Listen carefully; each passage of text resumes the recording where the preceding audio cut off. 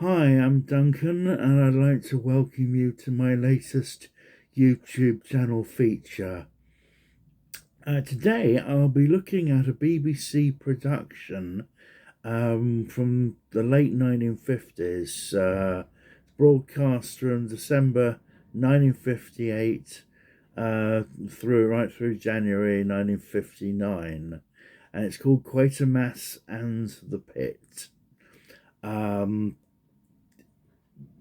It was written by the wonderful Nigel Neal, who I believe is the best thing to happen to British science fiction since H.G. Wells and John Wyndham.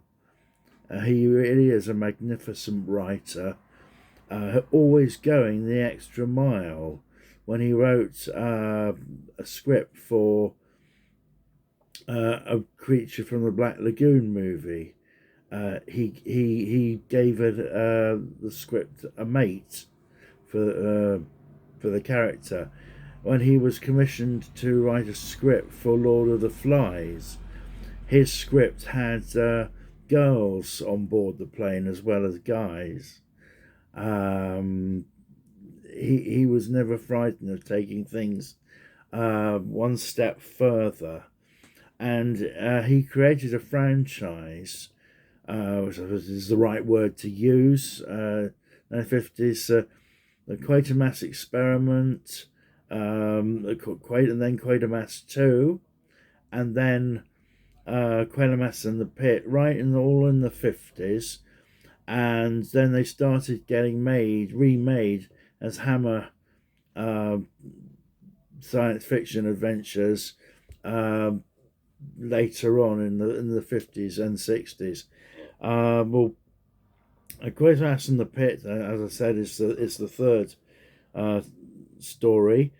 It's made the remake in 1967 was colour, but this is black and white, and I think it works much better.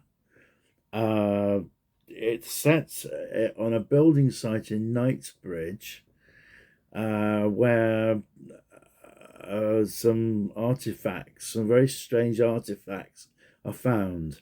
I'm going to be very careful I don't reveal too much of the script, but there's a lot of tension as they dig deeper in,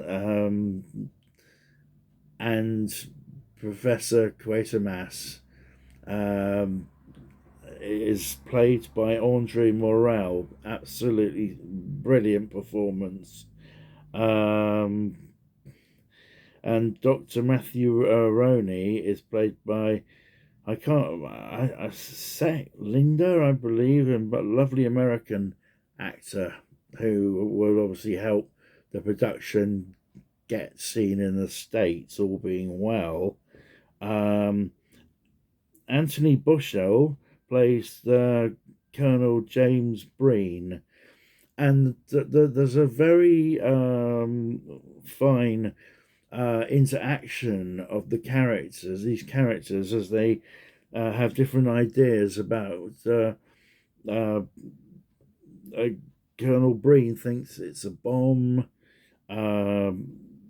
Professor Quatermass thinks it could be a spaceship. The three of them do extremely well, and Colonel Breen and Quatermass are supposed to be given equal powers on this project, but because they don't agree on anything, there's a lot of tension. There's a love interest between Captain Potter, who's played by John Stratton, lovely performance, and Christine Finn, who plays a character, Barbara Judd. Of course, Christine is only 5 years away from being the voice of Tintin in the classic Thunderbirds. And even, bless her, does look a little like Tintin. She's an actress who many people don't uh, know a lot about, because she although everybody's always said who worked with her said she was very nice, she turned her back on acting. I sometime in the 70s, I think, and never really wanted to participate in conventions, which is a shame. But obviously, you have to respect people's wishes, and she's no longer with us. Uh, you could call this program a drama, horror, sci-fi thriller. I think it was put on at 8 o'clock in the evening, and it's the version that's available on Blu-ray from the BBC is slightly different from the version that went out on TV. The way things were being done at this time was to make work, and have to sometimes reshoot different pieces for what would be the version that would be used in years ahead. It sounds like a very different policy to the one that the BBC had later. And just Michael Ripper, the very dependable actor, has a nice part as a kindly sergeant who looks after the other soldiers. He, of course, has been in many Hammer House of Horror films, like playing barman and things. And don't go up there, people say it's haunted. He's very, very good in it. It's just, as I say, I don't want to spoil it, but I would recommend very much that you go out and buy it. I have also got the colour Quatermass in the Pit, which is also very good. Julian Glover plays the Colonel Breen, plays him very well. Roy Ward Baker directs, and the director of the 50s is Rudolph Cartier, who does a fantastic job, really, with a very small set.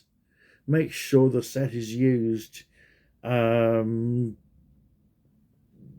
effectively, and because they haven't got, obviously they haven't got the space that Hammer have got. We had Barbara Shelley is in the Hammer remake, and when the evil that's being unleashed in both versions of the story, they're both clever. They're both very different. You see an image. But as I say, as I say, they're both magnificent efforts. But for me, I think just because it's 8 years earlier, the BBC Quatermass in the Pit, I think was a piece of work the BBC can be justly very proud of. You can buy, I think they're all available in some sort of shape or form, apart from the BBC Quatermass experiment, where only 2 of the 6 episodes were recorded. But you can buy the BBC the Quatermass 2 and Quatermass in the Pit, and then all 3 Hammer versions have survived, and they're all great fun. The thing is, though, Professor Bernard Quatermass, who is a really, really nice guy, it's just that any time he's doing something disastrous happens. And of course, there was the John Mills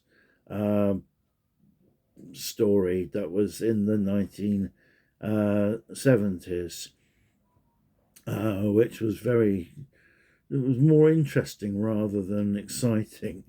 Uh, but as I say, uh, give Quatermass and the BBC version a chance.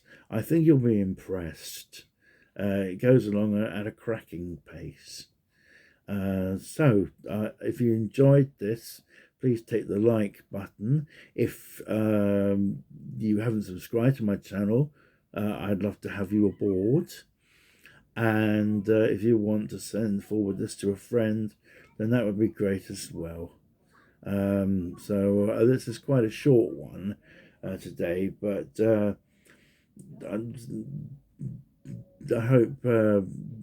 hope you enjoy it as well. If you see it and you want to put something in the comments below, and whether you agree with me or not, then I love to hear feedback.